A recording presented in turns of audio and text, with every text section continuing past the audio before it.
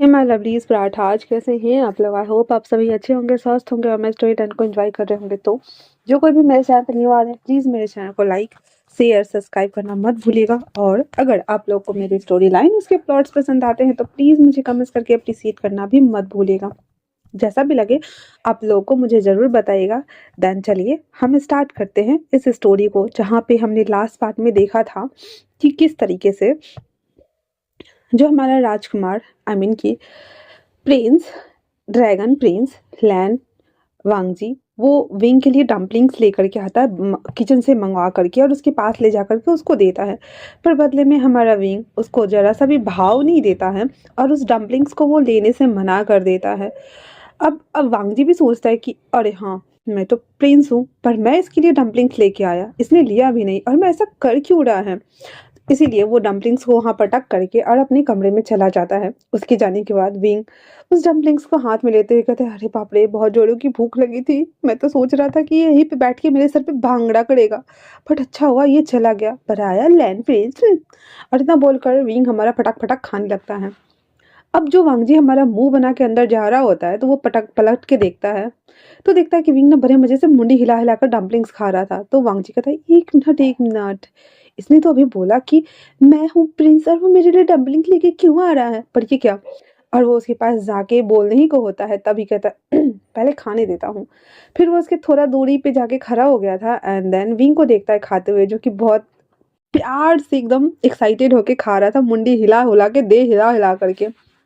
जब वो खा लेता है, प्लेट रखते हुए डकार लेता है और कहता है, हाँ मेरा पेट भर गया, अब मुझे पूरी रात भी बैठना पड़े ना तो कोई बात नहीं, मैं आराम से यहाँ सो जाऊंगा। तभी पीछे से वांगजी कहता है, अच्छा ऐसा क्या, फिर तो मैं तुम्हारे साथ बैठने वाला हूँ पूरी रात। जैसे ये सुनता है विंग कहता है, हाँ, हेलो हेलो प्रिंस लैन, आप कैसे हो।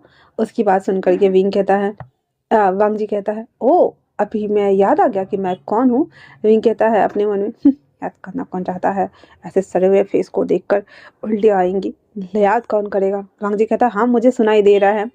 विंग को लग रहा था ऐसे कि एक ग्लास टूट गया उसके सामने, और कहता है, आपको कुछ चाहिए था, मुझसे कोई काम था तो आप मुझे बता दो, मैं कर दूंगा। उसकी बात सुन करके वांगजी कहता है, नो थैंक यू। और इतना बोलकर वो वहां से छमक के अपने कमरे में आ जाता है और आते ही कहता है, इसकी बातें मुझे अट्रैक्ट कर रही है और मैं उसकी बातों का जवाब भी दे रहा हूँ, पर क्यों दे रहा हूँ। हाँ, और इतना बोलते हुए वो बेड पे लेट जाता है। तभी वो दोनों रैबिट वापस से वांगजी के पास आके और उसके ऊपर ना उछल कूद मचाना शुरू कर देते हैं। वांगजी ब्लैक वाला रैबिट को अपने गोद में ले लेता है तो उसके बालों को रफल करते हुए कहता है, देखा तुम्हारा वो पार्टनर कितना बड़ा बुद्धू है ना, हाँ उसको तो कुछ समझ ही नहीं आता है, क्या बोलूं मैं उसको, खैर जाने दो। और इतना बोल करके उस रैबिट के साथ वो खेलने लगता है। रात भी हो चुकी थी और हमारे विंग का पनिशमेंट खत्म हो गया था। बैठे बैठे बेचारे के घुटनों में दर्द हो गए थे और वो लंगड़ा करके आ करके चल रहा था। तो वांगजी की अचानक से नींद खुलती है तो वो देखता है कि विंग ना रेंग रहा है। वो बहुत ज्यादा डर गया था और उसके पास भागते हुए आता, कहता विंग विंग, और फटाक से उसे उठा करके और अपने ही कमरे में लेके आ जाता है और लाकर बेड पे बिठाते हुए कहता है, विंग क्या तुम ठीक हो। विंग कहता है, आप ये क्या क्या क्या कर रहे हैं, हाँ और आप एक अल्फा है। वांगजी कहता, हाँ मैं एक अल्फा हूँ, और तुम। विंग कहता, मैं ओमेगा हूँ, और मुझे यहाँ नहीं आना चाहिए था। मैं और इतना बोल के वो जैसे ही खड़ा होने को होता है कि वो पैर में दर्द हो रहा था, वांगजी को लेकर के सीधे बूम वांगजी के ऊपर गिरता है। और पहली बार था जब विंग और वांगजी दोनों एक दूसरे के ऊपर थे। वांगजी और विंग उस कैंडल्स की रोशनी में एक दूसरे के फेस को देख रहे होते हैं। 2 मिनट तक एक दूसरे को ऐसे ही देखने के बाद, जो कि वांगजी का दिल बहुत जोरों से धक धक धक धक धक धक हो रहा था, विंग फटाक से उठ जाता और कहता है, हमें माफ़ कर दीजिए, हमें जाना होगा अभी यहाँ से, और हम ये सब जानबूझकर नहीं करना चाहते थे। और इतना बोलकर विंग हमारा गिरते पड़ते उठता है और सीधे बाहर ब्लंक लेके भागता है। वांगजी बस अपने दोनों टांगों को अजीब से पोजीशन में करके बैठा हुआ भागते हुए विंग को देख रहा था और कहता है, इसने अभी मुझे छुआ, मेरे फोरहेड रिबन को भी टच किया, और और मेरे ऊपर ऊपर था। नो, ये क्या किया तुमने। और वो बस उसको भागते हुए देख रहा होता है। विंग अपने मन में इंचेंट कर रहा था, अरे बाप रे, मैंने एक अल्फा को टच किया, अब क्या ही होगा मेरा। हाँ, अगर अगर पता चला जांग चेंग को या यानली को कि मैं इसके साथ था तो वो तो मेरा कीमा बना डालेंगे। और इतना बोलते हुए वो जैसे तैसे अपने कुटिया की तरफ आता है और आवाज़ लगाता है, आचेंग आचेंग, मेरे पैर में दर्द हो रहा है। और इतना बोलकर वो सीधे नाइनिताल फॉक्स में चेंज हो गया था एंड देन वहाँ पे बर्फ में वो पड़ा हुआ था। जो यानली थी और वो दोनों जल्दी से भाग के आती है और विंग को उठाने की कोशिश करती है, लेकिन हमारा विंग तो नाइनिताल फॉक्स बन चुका था, इसीलिए वो नहीं चाहते हुए भी उसको उठा नहीं पाते हैं। और जियांगचिंग कहता है, इसको ह्यूमन फॉर्म में रहना था ना, ये क्यों अपने ओरिजिनल फॉर्म में आ गया। सीजे अभी की क्या करूं मैं। पर सीजे क्या ही कह सकती थी। फिर जैसे तैसे करके उसको घसीट कर अंदर बरामदे में लाके पटक देता है और उसके ऊपर 2-3 कंबल डाल करके उसको उड़ा देता है और कहता है, सुने दो इसे इसे यहीं पे, जब इसकी ह्यूमन फॉर्म आएगी तो ये अपने आप ही अंदर चला आएगा। इतना बोलकर वो दोनों अंदर चले जाते हैं। अगले दिन सुबह हमारा विंग उस कंबल में लपेटा हुआ एक, ये भालू नहीं होता, कोंगू भालू, वैसा लग रहा था, कोकून की तरह लिपटा पड़ा था वो। तो वो उठता है अंगड़ाई लेते हुए और कहता है, सुप्रभात, सब कहाँ हो। और जैसे ही आँख खोलता है उसे कल वाली याद आती है और अपने आप को देखता है कंबल से बाहर निकलते हुए। वह कहता है, फाइनली तो मैं अपने घर आ गया था। वरना मुझे लगा कि मैं उस लैन के घर में तो नहीं रह गया ना। तभी जियांगचिंग पीछे से आते हुए कहता है, जो कि उसके हाथ में मूंगफली था, किसके घर गया था रात को, हाँ बताओ मुझे। तो विंग कहता, सपने में गया था, चलना था क्या। सपने में मैं उस लैन के घर गया था। तो आचेंग बैठते हुए कहता, सुनो मेरी बात, वो यहाँ का ड्रैगन प्रिंस है, उसको नाम लेके बुलाया मत करो। और माथा पे मारता है एक बार विंग को और कहता है, बुद्धू कहीं का, बड़ा है फिर भी दिमाग कम है, और तैयार हो जाओ, कक्षा की ओर चलना है। विंग कहता है, हाँ हाँ चल रहा हूँ। और इतना बोल करके वो जाता है, फ्रेश होता है, नया ड्रेस वेयर करता है, देन क्लास की ओर आता है। वहां आने के बाद उसे थोड़ा सा अनकंफर्टेबल फील हो रहा था वांगजी के साथ में। वो वांगजी को देख भी नहीं रहा था, नजरें मिलाना तो दूर की बात है, उसकी तरफ हुल्की भी नहीं दे रहा था वो। और बस चुपचाप से अपनी जगह पे जाके बैठ गया था। आज विंग ने कोई भी बदमाशी नहीं करी थी और वो बोरियत फील कर रहा था। जब उसे टास्क दिया गया था तो उसको पेंस ब्रश से ना वो बस ऐसे तैसे करके लिख रहा होता है। लैंड किरण जब नोटिस करते हैं कि सारा बच्चा अच्छे से लिख रहा है सिर्फ विंग को छोड़ करके, तो उसको खड़ा कराते हुए कुछ सवाल पूछते हैं। बेचारा हमारा विंग सवाल का आंसर तो अपने तरीके से सही ही दिया था, पर हमारे अंकल किरण को बिल्कुल भी पसंद नहीं आया था।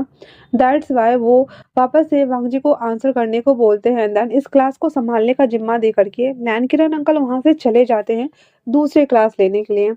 विंग वांगजी, फिर उन दोनों का आमना सामना हो जाता है। वांगजी विंग को खड़ा कराए हुए था और उसके पास आते हुए कहता है, वी इंग वी वुशियान, तो क्या आप मुझे बताओगे इस सवाल का आंसर क्या होगा।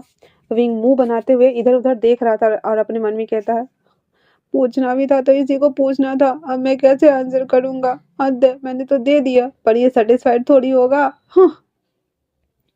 फिर जो विंग ने आंसर किया हुआ था वही आंसर वो दोहरा देता है, जिसपे वांगजी कहता है, ऐसा नहीं है, तुम बाहर चलो, अभी के अभी तुम्हें पनिशमेंट मिलेगी। इतना बोलकर वो बाहर आता है। ना चाहते हुए विंग उसके पीछे आता है और बाकी सारे बच्चे काम कर रहे होते हैं। वांगजी उसे लेकर के अपने ही क्लास के पीछे आता है और आते हुए कहता है, कल रात को तुम मेरे ऊपर गिरे थे और मेरे फोरहेड रिबन को भी टच किया था, ऐसा क्यों किया था।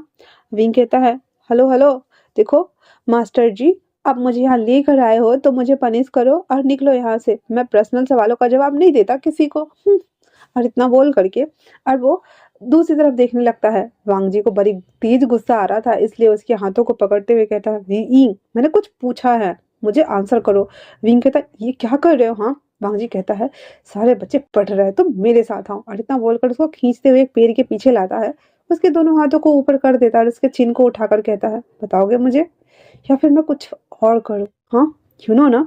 और इतना बोलकर हमारा जो लैनवांग जी था वो अपने तेल को थोड़ा सा लॉन्ग करता है एंड देन विंग को जकड़ लेता है। विंग छटपटा रहा था अपनी जगह पे और कहता है, ये क्या कर रहे हो। हाँ, ऐसा करना नहीं था, देखो मैंने पहले ही कहा था, ये सब करना जरूरी नहीं है, समझे ना। और हम अभी बहुत हाइट पे हैं, अगर हम नीचे गिरे तो सीधे खाई में गिर जाएंगे।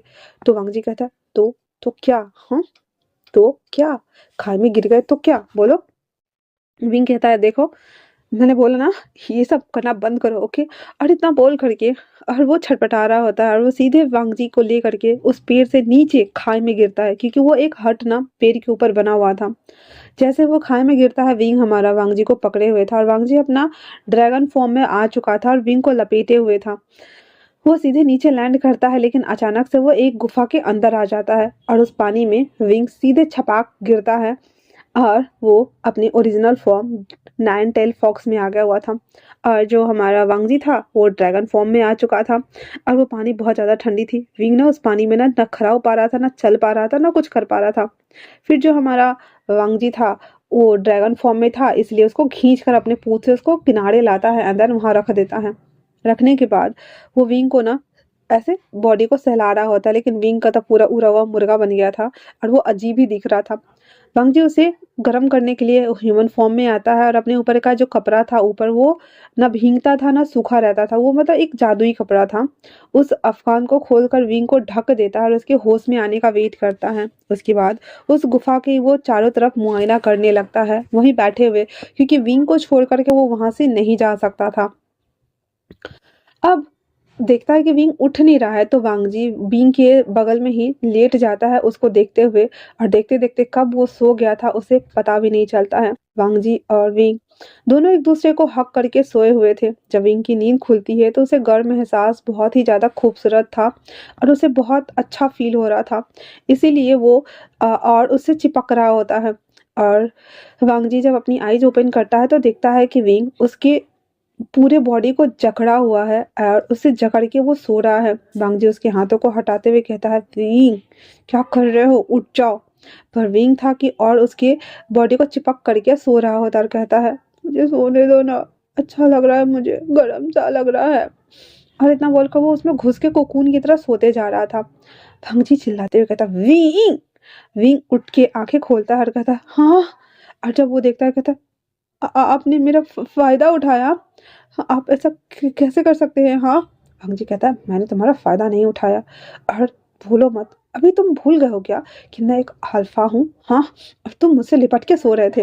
विंग कहता है, देखिए मैंने आपका कोई फायदा वायदा नहीं उठाया, और वैसे भी अभी तक मेरी हिट नहीं आई है, तो ऐसा मत बोलो, ठीक है ना। वैसे मैं किसी के प्रति अट्रैक्ट नहीं हो सकता, और जब मेरा अल्फा आएगा तो वो खुद ही मुझे और इतना बोलकर वो दूसरी तरफ मुंह घुमा लेता है। वांगजी उसकी बातों को सुनना चाहता था, क्योंकि कहीं ना कहीं वांगजी विंग से कनेक्ट कर पा रहा था, लेकिन विंग ने आंसर ही नहीं किया। बेचारा हमारा वांगजी का पोपट हो गया था।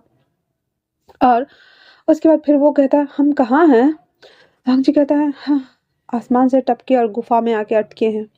फिर वो उठ जाता है और आसपास की चीजों को देखना शुरू कर देता है। वांगजी भी अपने कपड़े को लेता है और विंग के ऊपर उठाते हुए कहता है, इसे पहने रहो, ठंड लगेगी तुम्हें वरना। फिर वो दोनों चलना शुरू करते हैं।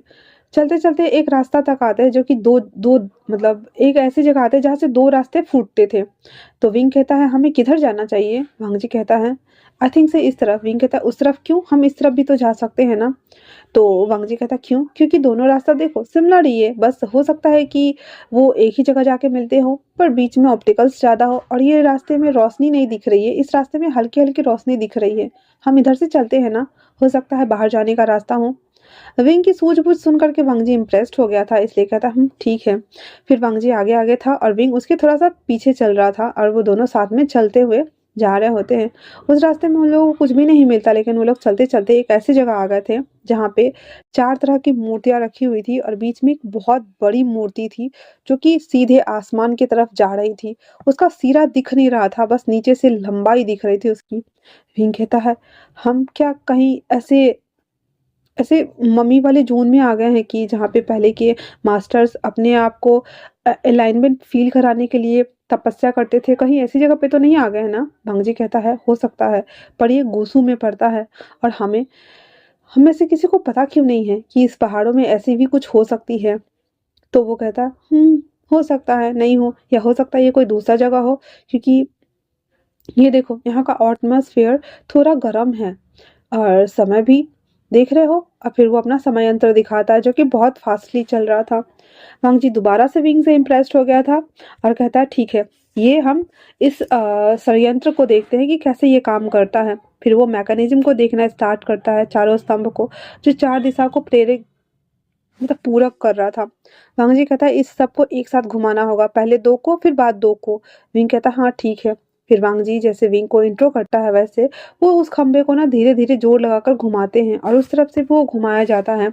घुमा लेने के बाद अचानक से हलचल होना शुरू हो जाती है और वांगजी विंग को लेकर के दीवार से चिपक जाता है और वो मैकेनिज्म टर्न होता है, दीवारें खुलती है और वो मूर्ति देखते देखते उसमें से बीच में से फट जाती है और उसमें से एक इन लोहा का बहुत बड़ा सा दिल टाइप का टुकड़ा बाहर आता है और आ करके सीधे जमीन पर पहले तो प्रकाशमान होता है। प्रकाशमान होने के बाद वो फिर एक लोहे के टुकड़े के तौर पे वहां पे गिर जाता है और वो सभी चीजें वापस से जैसे थी वैसे हो जाती है।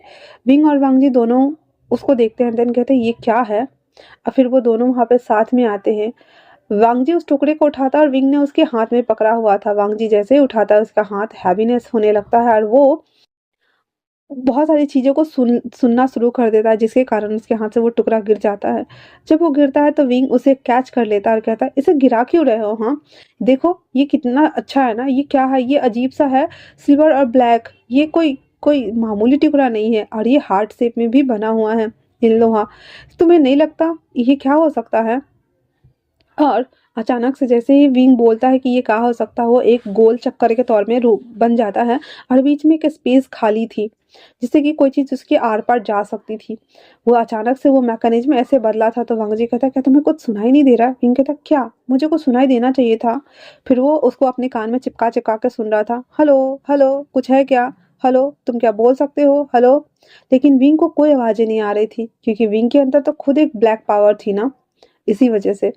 मुझे कहता है, सीरियसली भी तुम्हें सुनाई नहीं दे रहा?" कहता नहीं, मुझे सुनाई नहीं दे रहा। चलो हम वापस चलते हैं। और इतना बोल करके वो अपने कुनियान बैग में उसको रख लेता है। जी कहता है, आराम से। वो कहता हाँ हाँ आराम से ही है, चलो ना घर चलते हैं हम। इतना बोलकर वो वहां आते हैं तो देखता है कि रास्ता बंद है। कहता हम यहाँ से कैसे जाएंगे? मुझे भूख भी लगी है और मुझे रोना भी आ रहा है, मैं क्या करूं? जी कहता है, मेरे कुनियान बैग में कुछ तो होगा। फिर वो जब निकालता है तो उसके कुनियान बैग में कुछ और नहीं बल्कि 2-3 स्वीट्स थी, गाजर थी। और हमारा वांगजी पहले तो उसको गाजर खाने के लिए देता है। विंग मुँह बनाते हुए कहता है, मैं क्या खरगोश हूँ कि मैं गाजर खाऊँ? मिला भी तो मुझे गाजर खाने को ही, चलो कोई ना खाते हैं। और इतना बोल करके वो गाजर को खाना शुरू करता है। जब विंग उस गाजर को खा रहा था तो सच में एक रैबिट लग रहा था और वांगजी उसको देख के अपना दिल हार रहा था। लेकिन वांगजी कुछ भी नहीं कहता है और चुपचाप उसको खाते हुए देखता है। अब इतना सारा चक्कर लगा के ये लोग आए हुए थे मुआयना करके, तो वो दोनों थके हुए थे और सो जाते हैं। और जब उनकी नींद खुलती है तो विंग कहता है, हम यहाँ पे खाते और बैठे तो नहीं रह सकते ना, चलो ना हम बाहर चलते हैं। क्या है का तुम प्रिंस हो, तुम्हें पता ही नहीं है कि तुम्हारे गुस्सों में क्या क्या है, हद है यार। और इतना बोल करके वो गुस्से के मारे ना एक दीवार के पास जाता है, जिससे टकरा जाता है। कहता है, यहाँ पे फोर्स फील हो रहा है, मैं क्या करूँ? वांगजी जब उसको छूता है ना तो एक पोर्टल जैसा उसको दिख रहा था। वो उसके आर पार भी हाथ कर सकता था और विंग को देखते कहता, विंग हम यहाँ से जा सकते हैं। और वांगजी उसके आर पार हो रहा था पर विंग नहीं आ रहा था और विंग ने अपना बार बार अपना सर फुरवा रहा था। वांगजी कहता, 1 मिनट रुको। फिर वो अपना फोरहेड रिबन जो था वो निकालता है और विंग के हाथों में बांधता है और कहता है अब चलो। और इतना बोल करके वो उसको ले करके और उस पोर्टल से बाहर आता है। जैसे ही वो पोर्टल से बाहर आता है तो देखता है कि वो गोसु में ही है, लेकिन गोसु के उस एरिया में है जहाँ पे उसकी माँ का घर है। और वो बहुत ज़्यादा मतलब खुश हो जाता है, कहता है विंग चलो हम घर आ गए हैं। विंग कहता है अच्छा ये कौन सा घर है? कहता है ये मेरी माँ का घर है, चलो ना। और इतना बोल करके और वो लोग वहाँ से चलते हुए आते हैं। जब चेंगोजुन और उसकी वाइफ ली देखती है कि विंग और वांगजी दोनों साथ में आ रहे हैं और उसके हाथ में वो फोरहेड रिबन बंधा हुआ था, तो उसकी मांग कहती है ये क्या है बाबा? वो कहता वो उस गुफा से हम बाहर आना चाहते थे तो नहीं आ पा रहे थे, इसी वजह से हमें ये करना पड़ा। उसकी माँ तो शौक हो गई थी और जब चेंगोजुन देखते हैं तो वो अलग शौक। और वो विंग को देख रहे थे और वांगजी को देखते हुए मुस्कुरा देते हैं और कहते ई शांत हो जाओ, सब ठीक है। फिर वांगजी जल्दी से उस फोरहेड रिबन को लेता है और अपने पास वो रख लेता है और कहता है माँ आप लोग कुछ दिखाना है। फिर वो दोनों अंदर आते हैं और जो विंग था वो दोनों नीचे आस्तीन होता है ना वहाँ पे बैठे हुए थे और घुटनों पे। और वो जो इन लोहा विंग के पास था ना वो उसको देता है चेंगोजुन को। जैसे ही चेंगोजुन लेते हैं वो बहुत सारी शोर को आवाज को सब कुछ को सुन पा रहे थे। इवन जो ई ने उसका हाथ पकड़ा हुआ था तो ई को भी फील हो रहा था वो हैवीनेस, वो वॉइस, वो आवाजें, सभी चीजें। लेकिन जैसे ही वो विंग छूता है वो आवाजें बंद हो जाती हैं। सबको आश्चर्य हो रहा था। वांगजी कहता है बाबा क्या आपको अभी आवाजें सुनाई दे रही है? तो उसके बाबा कहते हैं हाँ मुझे भी सुनाई दे रही है। विंग कहता है पर मुझे कोई क्यों नहीं सुनाई दे रहा, मुझे तो कुछ भी सुनाई नहीं दे रहा है, कुछ भी नहीं। सभी लोगों को आश्चर्य हो रहा था और वो विंग के ऑरा को चेक करते हैं उसके बाबा, तो विंग का ऑरा दिख ही नहीं रहा था। ऑलरेडी उसके पास 3 पावर्स थी, तो जिसमें से उसके माँ-बाबा का और लोटस क्लैन का दिख रहा था, तीसरा ऑरा उसका दिख ही नहीं रहा था किसी को। तो ये बात उसको समझ नहीं आती कि आफ्टर ऑल विंग को ये सभी चीज़ें सुनाई क्यों नहीं देती है। तो आज के लिए इतना ही। कैसा लगा आप लोगों को ये पार्ट मुझे ज़रूर बताइएगा। तब तक के लिए थैंक्स फॉर वॉचिंग।